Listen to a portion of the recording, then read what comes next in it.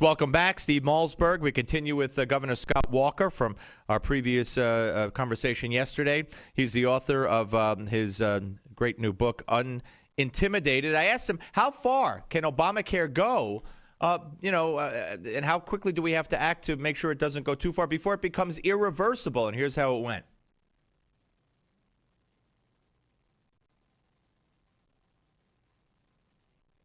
All right.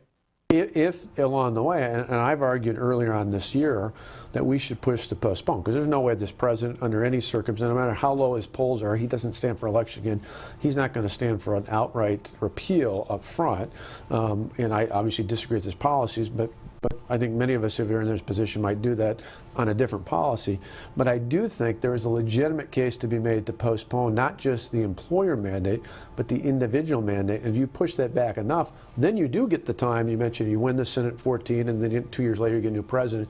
Because I think most Americans, even those that are kind of in that persuadable, middle-of-the-road type category, they see what a mess this is. They see the chaos there. They see people falling through the cracks. I think that's a reasonable expectation that most of them for prime time.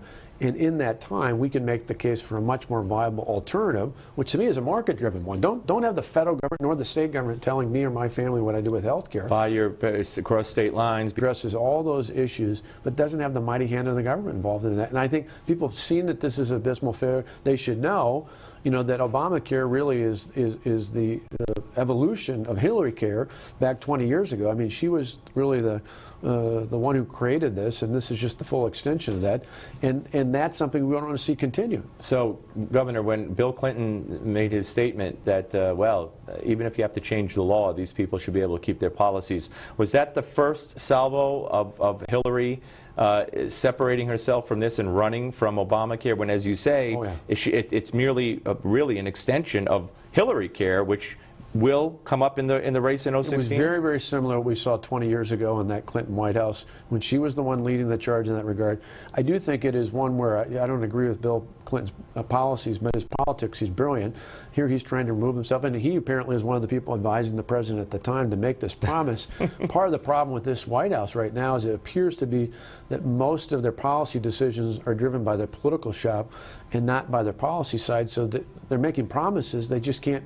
They can't follow through. Will this be the read my lips, no new taxes, or the Mr. Gorbachev tear down this wall? Will this be the legacy of Barack Obama? If you like your insurance, you could keep it. If you like your doctor, you could keep it? I think there's a real sentiment of that. And I think that's why, when I talk about the book, there's that big frustration with Washington.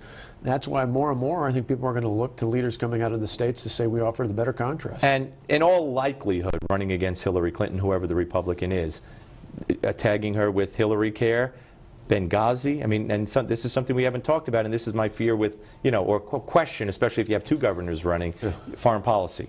So let's talk just briefly a little bit. I look at that and I say, even for somebody who was Secretary of State, you look at the failures of Benghazi saying she can claim to be experienced, but that's not necessarily good experience.